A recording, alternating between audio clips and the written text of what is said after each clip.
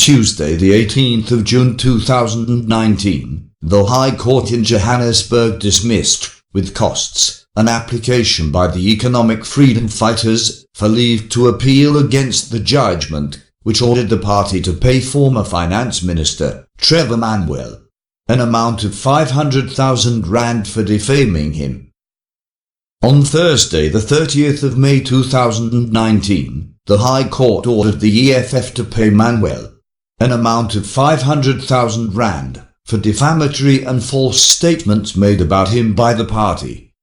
Judge Elias Matajani also ordered the EFF to remove a statement about Manuel from all of its media platforms about the interview process for the new South African Revenue Service Commissioner, Edward Kisweta.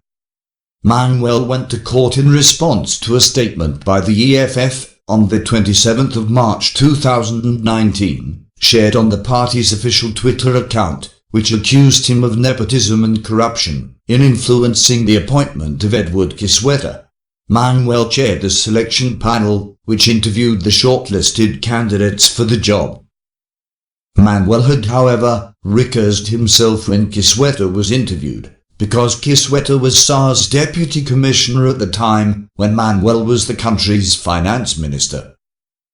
Earlier in May, the High Court heard Manuel's application, which was opposed by the EFF.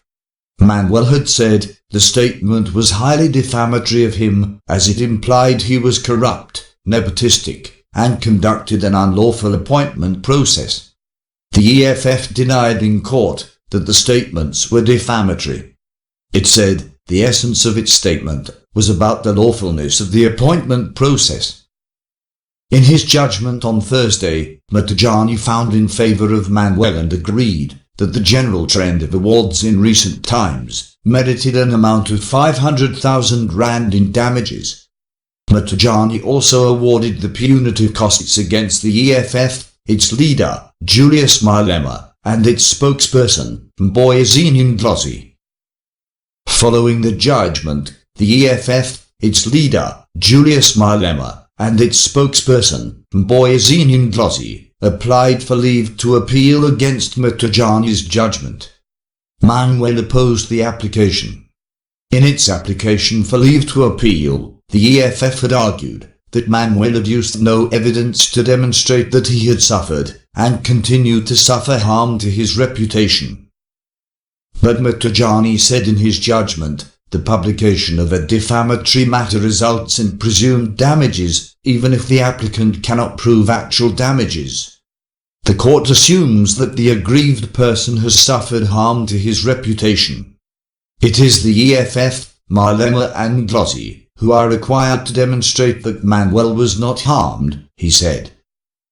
Matajani also said the defence to the defamation claim that was proffered by the EFF, that the statement was true and in the public interest, could not help the EFF, Malema and Ndlozi. Matajani said the EFF parties in the case, being the EFF, Malema and Ndlozi, had conceded that the information contained in the statement was false.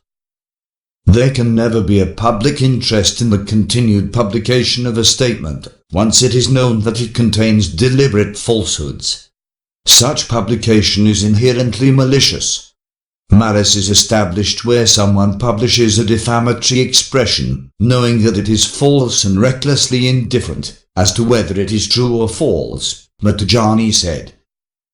Matajani said the EFF parties also complained that the fine of 500,000 rand was too high.